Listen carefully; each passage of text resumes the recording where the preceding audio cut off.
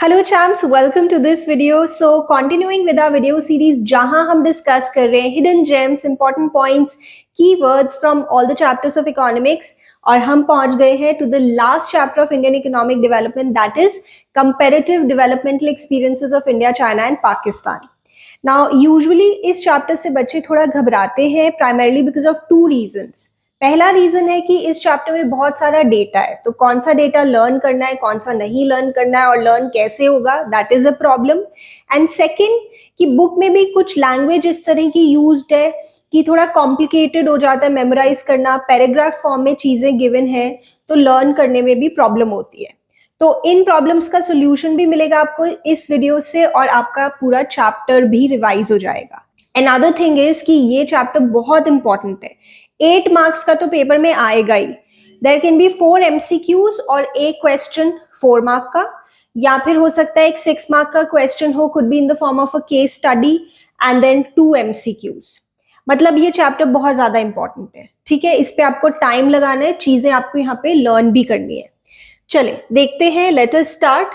India और पाकिस्तान दोनों independent हुए in the year 1947। Obviously we know that India का पार्टीशन हो गया। पाकिस्तान अपना इंडिपेंडेंस डे सेलिब्रेट करता है ऑन 14th of August और India of course 15th August। People's republic of China was established in the year 1949। ये आपको ईयर्स लर्न करने हैं।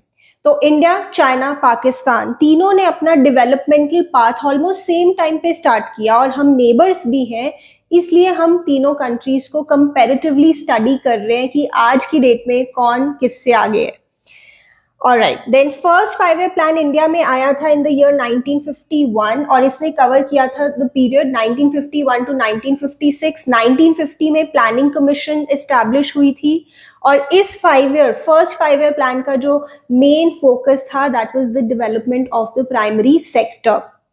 Now with planning commission dissolved, अब कोई फॉर्मल 5-year प्लान्स नहीं बनाए जाते हमारी कंट्री में। जो लास्ट 5-year प्लान था that was the 12th 5-year plan covering the period from 2012 to 2017।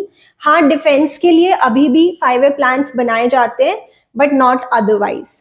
और आपको पता है planning commission was restructured as Niti Aayog in the year 2015, वो भी आपको लर्न करना है, that is in the previous chapters.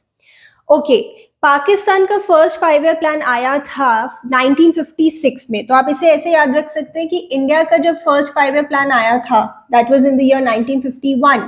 ये जब खत्म हुआ तब पाकिस्तान का पहला 5-year प्लान आया और इन्हें मीडियम टर्म डेवलपमेंट प्लान भी कहा जाता है। Since 2018 Pakistan is working on the 12th 5-year development plan जो कवर कर रहा है पीरियड फ्रॉम 2018 टू 2023, यानी पाकिस्तान अभी अपने 12th 5-year प्लान पर काम कर रहा है। चाइना ने अपना फर्स्ट 5-year प्लान अनाउंस किया था in the year 1953।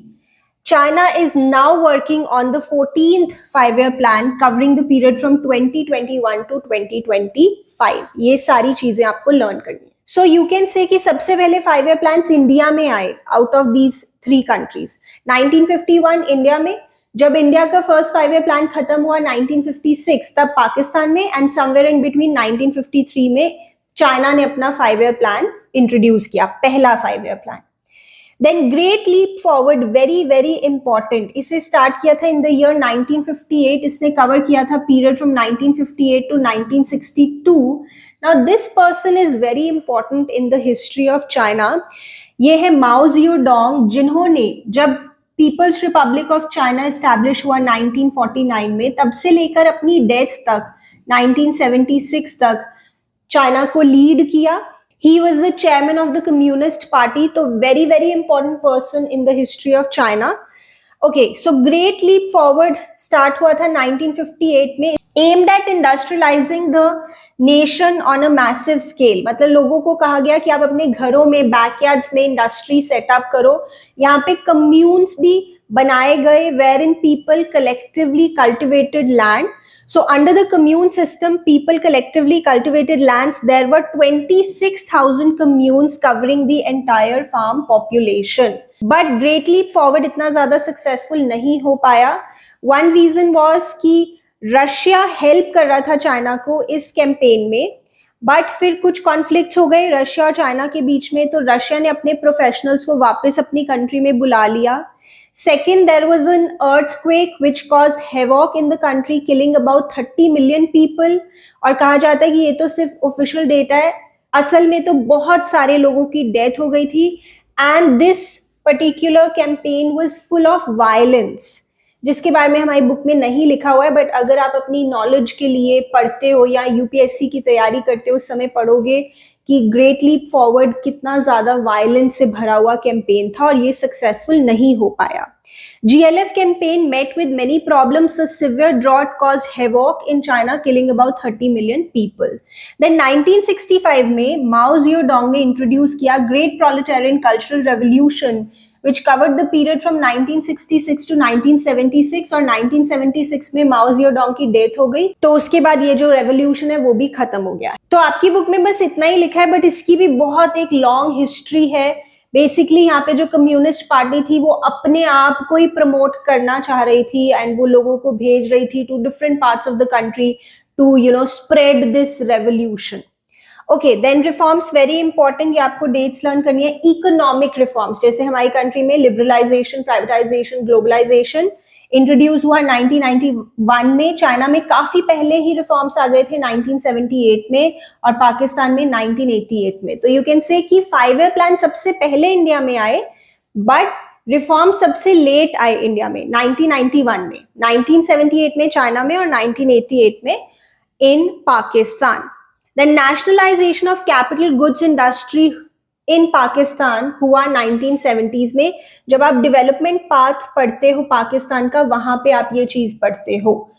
Okay, introduction of one child policy in China introduce हुई थी लेट 1970s में, बट इसके कुछ इम्प्लीकेशंस हुए कि एल्डरली पॉपुलेशन बढ़ गई चाइना में.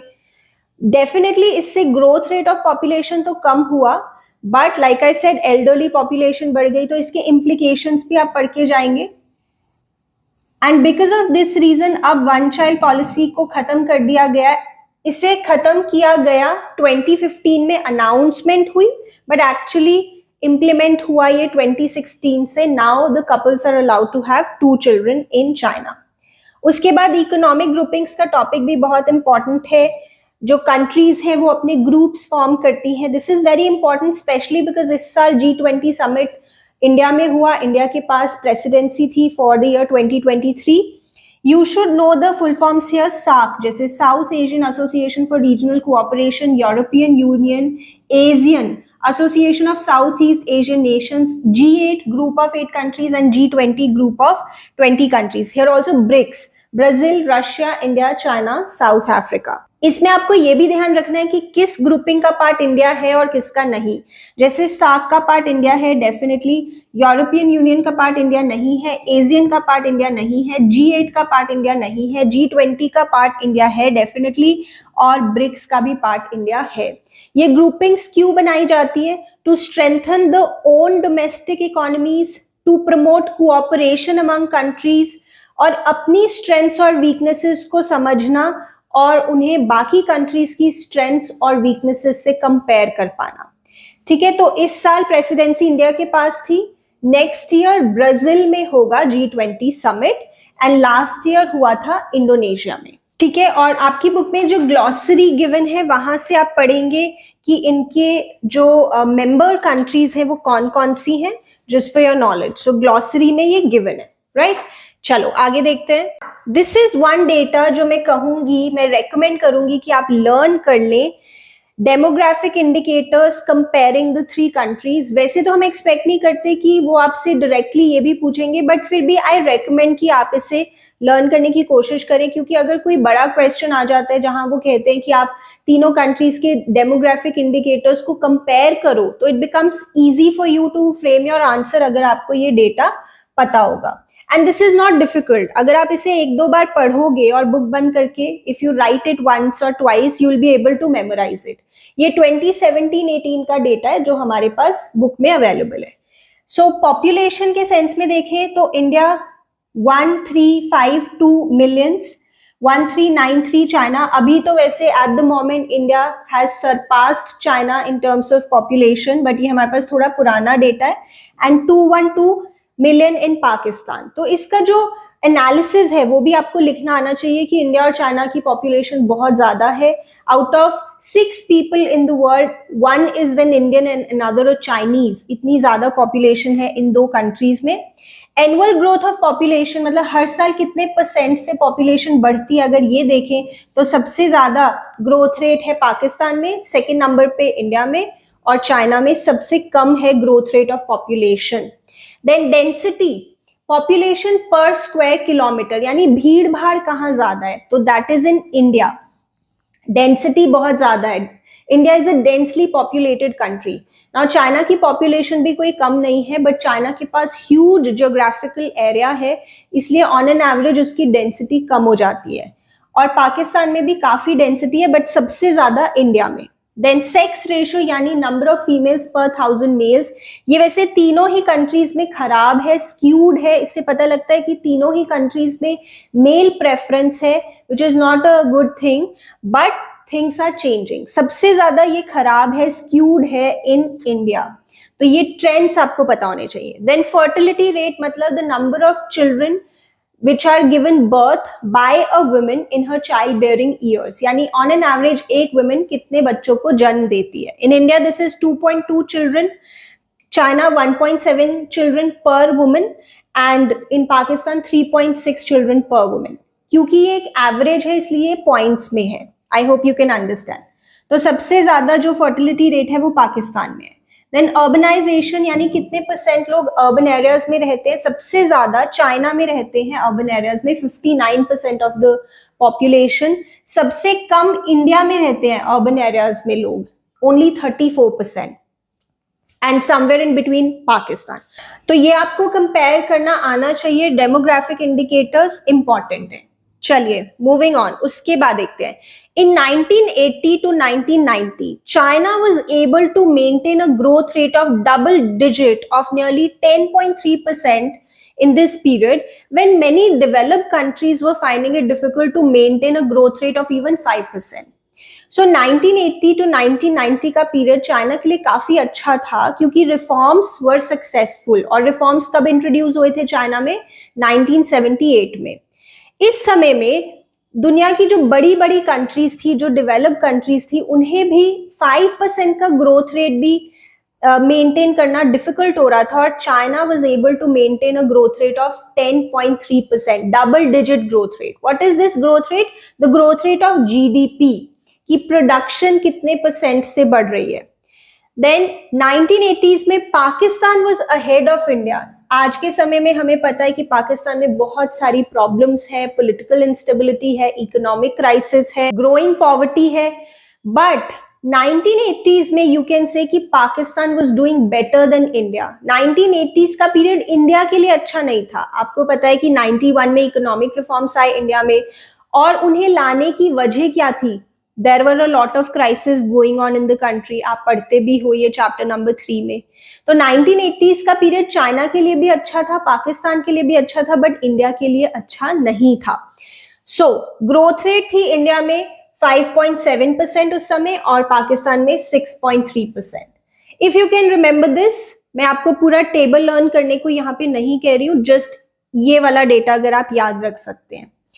देन उसके बाद you have to also prepare the analysis for this table। This is sectoral share of employment and GVA percentage में, यानी कि एग्रीकल्चर का, इंडस्ट्री का, सर्विस सेक्टर का कितना कंट्रीब्यूशन है in the GDP of the country, India, China, Pakistan में। सबसे ज्यादा इस समय सर्विस सेक्टर कंट्रीब्यूट करता है जीडीपी में in our country.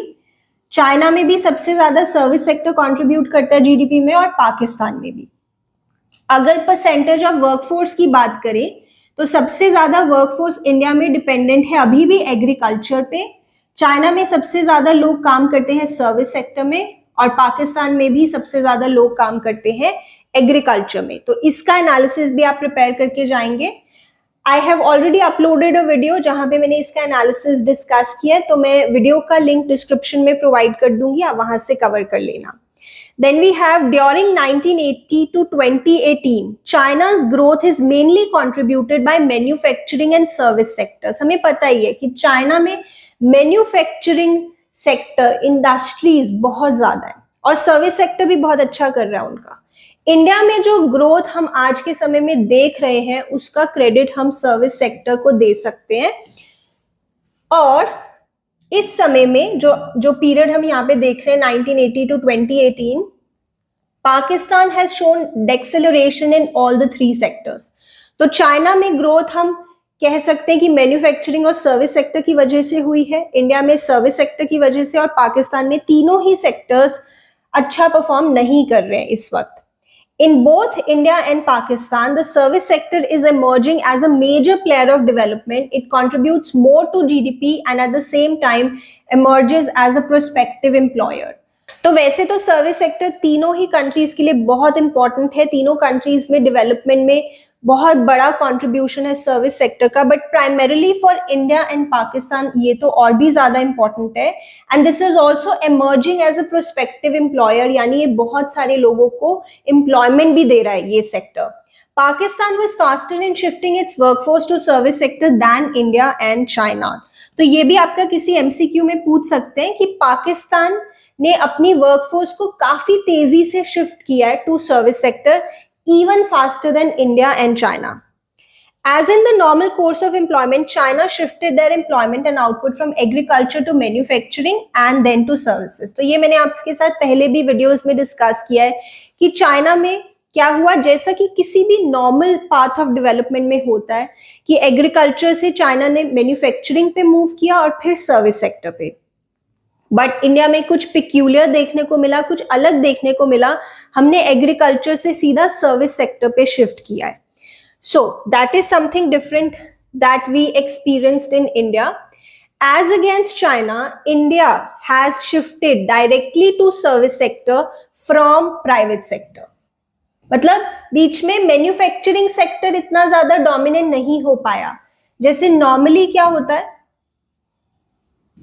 Primary sector से मूव करते हैं मैन्युफैक्चरिंग पे, मतलब मैन्युफैक्चरिंग का कंट्रीब्यूशन भी बढ़ता है जीडीपी में और वर्कफोर्स भी ज्यादा शिफ्ट होती है, फिर धीरे धीरे सर्विस सेक्टर पे as country grows even further. But India में लाइक आई सेड कुछ अलग देखने को मिला, प्राइमरी सेक्टर से हमने सीधा मूव किया टू द सर्विस सेक्टर। अब सर्विस सेक्टर बहुत ज्यादा कंट्रीब्यूट करता है जीडीपी में और वर्कफोर्स भी काफी एम्प्लॉयड है service sector में in our country. It is the service sector that contributes the highest to GDP in Pakistan. In Pakistan, shift is directly towards the service sector. तो पाकिस्तान में भी वैसा ही हुआ जैसे इंडिया में हुआ, the shift is directly to the service sector. Then, in China, the area suitable for cultivation is only about 10% of total land area due to topographic and climatic conditions. The total cultivable area in China accounts for 40% of the cultivable area in India. You can imagine, China के पास कितना ज्यादा area है, but उसमें से सिर्फ 10% ही suitable है for cultivation. तो China के पास अगर इंडिया से कंपेयर करें तो सिर्फ 40% ऑफ द कल्टिवेबल लैंड है कंपेयर टू इंडिया। फिर भी 1980s तक more than 80% people in China were dependent on agriculture for livelihood. So you can imagine कि 1980s तक चाइना में भी कुछ बहुत ज्यादा अच्छा नहीं हो रहा था। तो 1980s तक तीनों कंट्रीज ऑलमोस्ट एट पार ही थे। Pakistan was still doing better than India.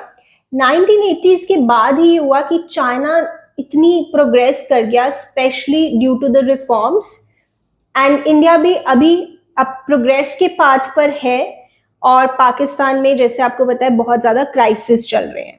Then we have the human development indicators. Now इस टॉपिक में भी बच्चों को प्रॉब्लम रहती है क्योंकि बहुत सारे इंडिकेटर्स का डेटा गिवन है, तो सारा आपको लर्न नहीं करना है। मैं रेकमेंड करूंगी कि 4 to 5 आप उसमें से लर्न कर लें अगर किसी क्वेश्चन में आपको कंपैरिजन करना पड़ जाता है। Not everything, just 4 to 5 indicators if you can learn, then that's a good thing.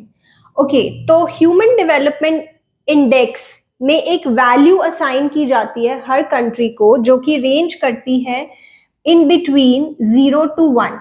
जितना वैल्यू 1 के ज्यादा पास है उतना अच्छा माना जाता है, जितना 0 की तरफ है उतना कम अच्छा होता है। तो HDI वैल्यू इंडिया की है 0.645, आप 2 डेसिमल तक भी याद रख सकते हो। चाइना की तीनों कंट्रीज से कंपेयर करें तो सबसे बेटर सिचुएशन है in terms of human development indicators. Basically ये बताते हैं कि लोग कितने खुशहाल है कंट्री में, उनकी क्वालिटी ऑफ लाइफ कैसी है, उनकी एजुकेशन, हेल्थ, सैनिटेशन, सारी बातें यहाँ पे होती है।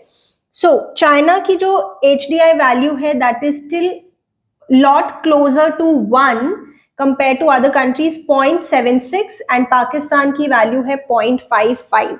और जो रैंक मिला है हमें ऑन दिस बेसिस, तो रैंक तो जितना कम होगा उतना अच्छा।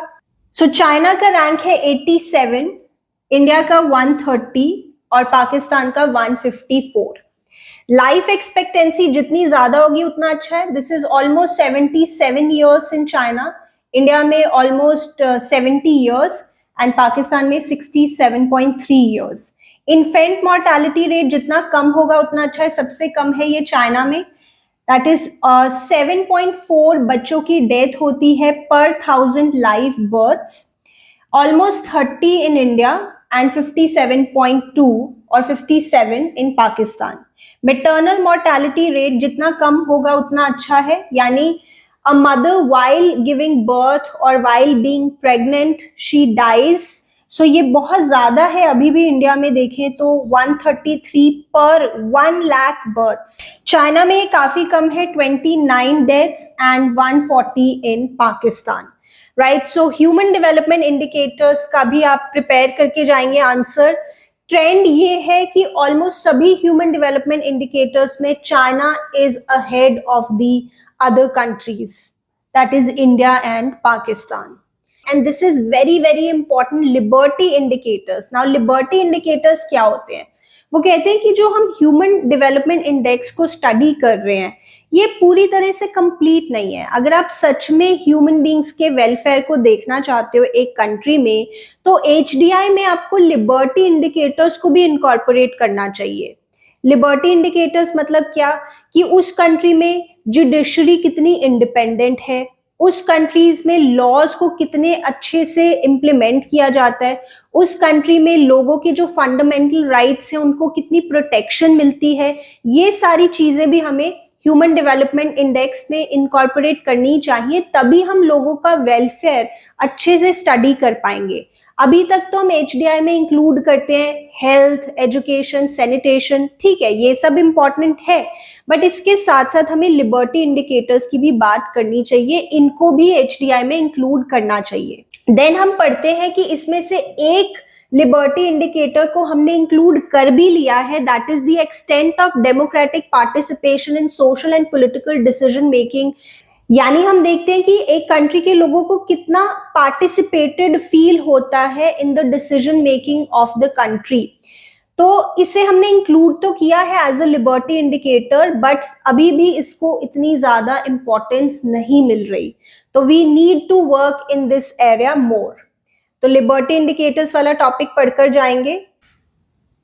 देन इसके बाद डेवलपमेंट स्ट्रैटेजीज इन चाइना, ये भी एक इंपॉर्टेंट टॉपिक है, इसको भी आप प्रिपेयर करके जाएं आंसर को, right in your own points. तो इसमें हम ये देखते हैं कि आज की डेट में हम चाइना को जो इतनी प्रोग्रेस करते हुए देख रहे हैं उसके क्या रीजंस हो सकते हैं। सो लाइक वी डिस्कस कि 1976 में माओ जेडोंग की डेथ हुई थी, तो जब न्यू लीडरशिप आई कंट्री में तो वो इतना ज्यादा खुश नहीं थी अभी तक की प्रोग्रेस से। उन्हें लगा कि Maoist vision had failed, it did not work for the country. Economic reforms आए चाइना में, और उसमें एक अच्छी बात ये थी कि रिफॉर्म्स फेजेस में आए। पहले छोटे स्केल पर इम्प्लीमेंट किया गया रिफॉर्म्स को और फिर उसे मैसिव स्केल पर लाया गया। सो that was a good thing. Another good thing that happened in agriculture was कि गवर्नमेंट ने प्लॉट्स ऑफ लैंड दिए पुअर फार्मर्स को, उन्हें कहा कि इस पे तुम कल्टिवेशन करो, ओनरशिप नहीं दी, सिर्फ उन्हें दिया plots of land to cultivate. उन्हें कहा कि कल्टिवेशन करो, आउटपुट जो भी होगी उसे बेचो, हमें कुछ स्टिपुलेटेड टैक्सेस तुम पे कर देना, बाकी इनकम तुम अपने पास रख लेना। इससे क्या हुआ, गवर्नमेंट की ओनरशिप भी नहीं गई लैंड की और फार्मर्स के बीच में भी आई prosperity. So that was another good thing. एक और अच्छी बात तो ये थी कि रिफॉर्म्स आने से पहले ही हेल्थ सर्विसेज तो काफी अच्छी हो चुकी थी चाइना में, गांव गांव तक हेल्थ सर्विसेज पहुंच गई थी. So these are some points which talk about the development strategies in China. आप इसे प्रिपेयर करके जाएंगे. देन उसके बाद another important topic here in this chapter, development strategies in Pakistan. इसके भी आप पूरे पॉइंट्स लिखेंगे. स्पेशली इसमें reasons for slow down of growth and re emergence of poverty in Pakistan. This is an extremely important question. Now Pakistan में जो हम देख रहे हैं स्लो डाउन ऑफ ग्रोथ और पॉवर्टी भी काफी बढ़ रही है, इसके क्या रीजंस है? प्राइमरीली देयर आर 3 रीजंस इसके रिगार्ड में. One is the non institutionalised agricultural growth. मतलब कि इकोनॉमी बहुत ज्यादा एग्रीकल्चर पे डिपेंडेंट है. When there is a good harvest, economy shows positive trends. When there is a bad harvest, economy shows negative trends. तो agriculture पे heavily dependent है. अगर एग्रीकल्चर में कुछ गड़बड़ होती है तो इकोनॉमी पूरी डाउन जाती है. देन सेकेंड इज कि पाकिस्तान में जो भी सोर्स है फॉरेन एक्सचेंज का, that is the remittances by Pakistani workers working in the middle east.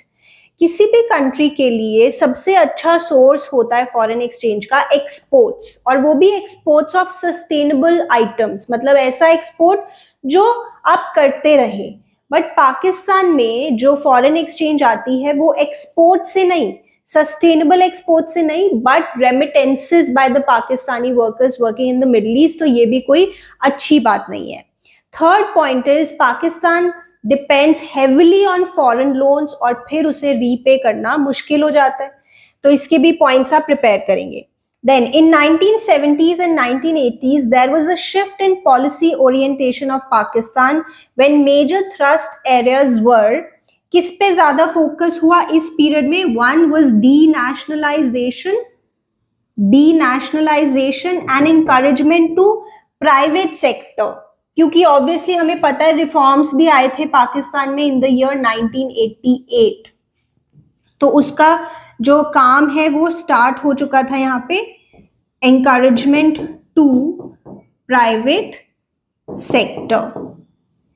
ठीक है, चलो आगे देखते हैं. Then now you will also prepare this table. इसका एनालिसिस आप प्रिपेयर करेंगे. Trends in output growth in different sectors. मतलब कितने परसेंट से ग्रोथ हो रही है in different sectors in different countries.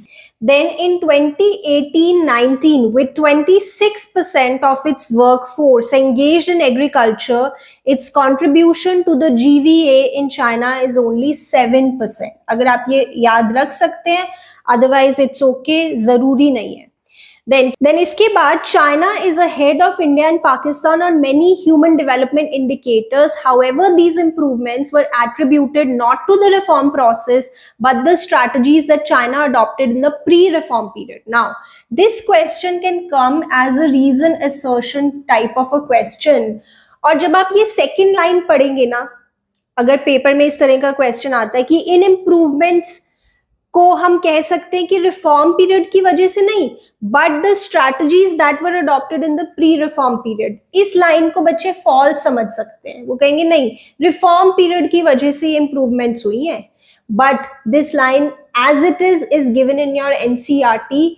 तो इसको आप अच्छे से देख कर जाए. कोई ट्रू फॉल्स क्वेश्चन, कोई रीजन असर्शन क्वेश्चन किसी एमसीक्यू में इस तरह से वो पूछ सकते हैं कि जो इम्प्रूवमेंट्स हम देख रहे हैं चाइना में in terms of human development indicators and even otherwise, उसकी जो फाउंडेशन थी वो प्री रिफॉर्म पीरियड से ही शुरू हो गई थी and not just because of the reform period. ठीक है, तो ये लाइन आप देख कर जाएंगे. This is important.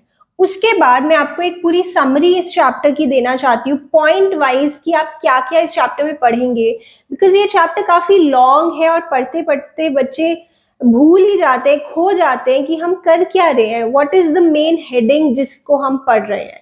So I'll give you the broad headings or the broad topics which you need to study in this chapter to complete it. So first thing that you have to do is the development path of China. तो आप लिख के देखें अपने आप कि आपको इसमें से कितने पॉइंट्स याद है. इसमें हम रिफॉर्म्स की बातें करते हैं और उससे भी पहले we talk about GLF and great proletarian cultural revolution. Then we have development path of Pakistan. इसमें हम बात करते हैं इम्पोर्ट सब्स्टिट्यूशन की, ग्रीन रेवोल्यूशन की, देन नेशनलाइजेशन की and then after that denationalisation and encouragement to private sector की reforms कब आए, 5 ईयर प्लान्स कब आए, वो सब भी आपको देखकर जाना है।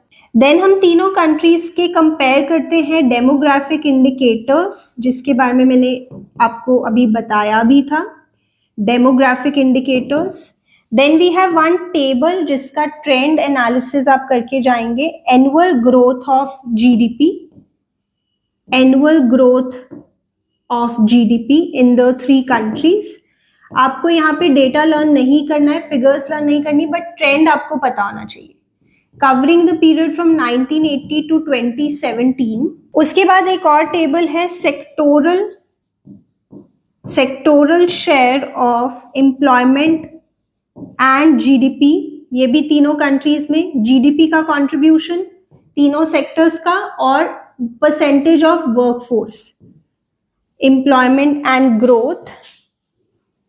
This is related to the period 2018 to 2019. Then one more table, trends in output growth in different sectors in different countries.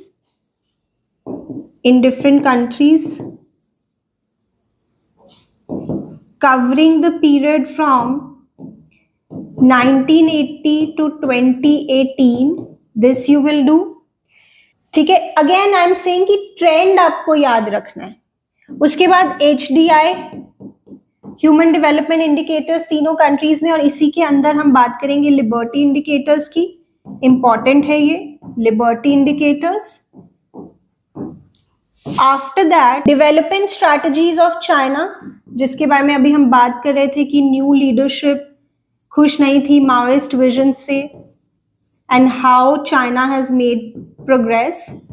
Then development strategies in Pakistan, but इसी में हम पढ़ते हैं the topic re-emergence of poverty and slowdown of growth. Then towards the end of the chapter जो conclusion given है आपकी book में, उस conclusion को आप 3 parts में divide कर सकते हो, जिससे easy हो जाएगा learn करना भी।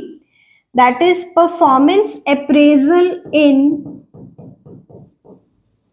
China, in India and in Pakistan. Conclusion वाला जहां पे पैराग्राफ गिवन है, वहां से आप इसके पॉइंट्स बना सकते हैं। So that's it. एक और चीज आप यहाँ पर पढ़कर जाएं कि इंडिया और पाकिस्तान ने जो सिमिलर डेवलपमेंट स्ट्रैटेजीज यूज की वो क्या थी, उसके कुछ पॉइंट्स आप यहाँ पे प्रिपेयर करके जाएंगे। ठीक है, so that is the summary of the chapter. These are the broad headings which you have to cover, right? So I hope this video helped you. If it did, please give it a thumbs up. And अब हम macro economics के hidden gems और important points cover करेंगे from all the chapters. तो चलो अब मिलते हैं नेक्स्ट वीडियो में।